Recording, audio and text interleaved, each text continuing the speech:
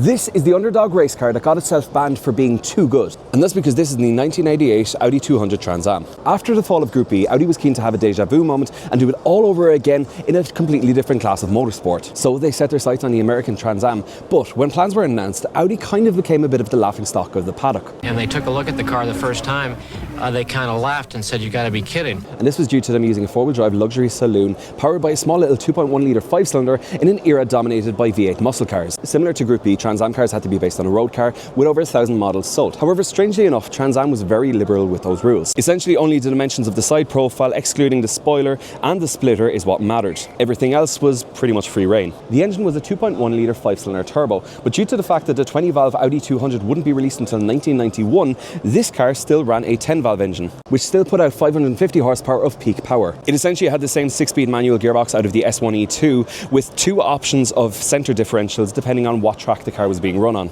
It featured a massive side exit exhaust which actually ran through the cabin.